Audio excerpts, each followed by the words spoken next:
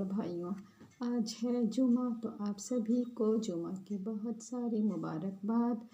तो आज की जो हदीस है वो इसी जुमा से ही रिलेटेड है और मेरी यही कोशिश रहेगी कि जुमा टू जुमा जो हदीस हो वो स्पेशली जुमा से ही रिलेटेड हो। तो चलिए सुनते हैं कि आज की हदीस जुमा से जो कि रिलेटेड है वो क्या बताती है। तो आज की हदीस के मुताबिक मेरी बहनों और भाइयों, ये इसमें बताया जा रहा है, ये हमारे नबी बताते हैं कि जुमे के खुतबे के दौरान चुप रहना। हदीस में एक जगह आती है, जैसा कि लिखा हुआ है ये, कि यदि आपने शुक्रवार को मतलब जुमा की इबादत के दौरान अपने साथी से कहा सुनो जबकि इमाम खुतबा दे रहा है तो आपने गलती की है, मतलब व्यर्थ की बातें करके।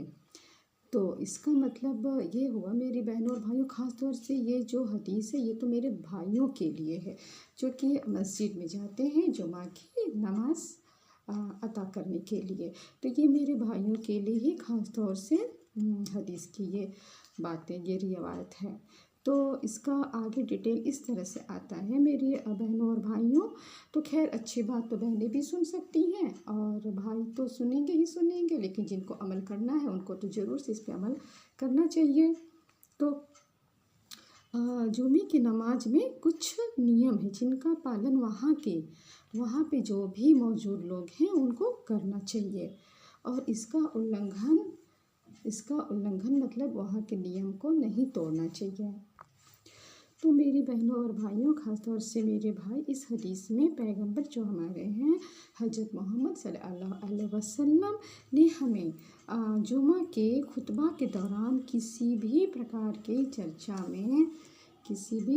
की चर्चा में शामिल होने से साफ तौर से मना किया है, चाहे वो कितनी भी छोटी क्यों न चर्चा हो, भले ही वो किसी दूसरे को सलाह देने के लिए ही क्यों ना हो। तो हमारे पैगंबर, हमारे नबी ने यहाँ एक उदाहरण के तौर पर केवल एक लफ्ज़ सुनो का उपयोग किया है। मतलब सुनिए, जो खुतबा वहाँ पे इमाम दे रहे हैं उनको सुनना है एकदम सावधानी से, ना कि इधर उधर किसी दूसरे बातों पे ध्यान देते हुए। जैसे कि ये देखा गया है कि खुतबे को मैं क्या बोलूँ कि कुछ लोग हैं जो उतनी अहमियत नहीं देते हैं कि हाँ खुतबा भी सुनना उतना ही ज़रूरी है, ये भी जुमे की नमाज का ही एक ज़रूरी हिस्सा है। तो उस पर भी काफ़ी ज़्यादा ध्यान देने की ज़रूरत है हमारे भाइयों को। तो मेरी बहनों और भाइयों, इस हदीस में जुमे की नमाज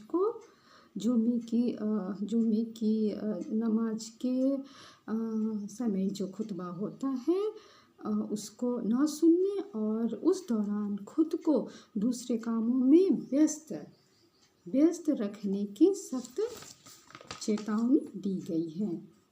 तो इस तरह से हमें याद रखना चाहिए मेरी बहनों और सारे भाई लोग कि ये जो खुतबा है वो जुमे के नमाज का ही हिस्सा है।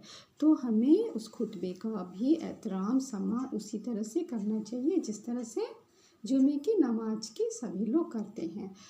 अल करीम हम सभी को कुरान शरीफ और हदीस को मद्देनज़र रखते हुए ज़िंदगी गुजारने की तौफीक दे। इंशाअल्लाह हम लोगों की ये ज़िंदगी और आने वाली ज़िंदगी भी कामयाब होगी। इसी के साथ मैं आप सभी से इजाज़त चाहती हूँ।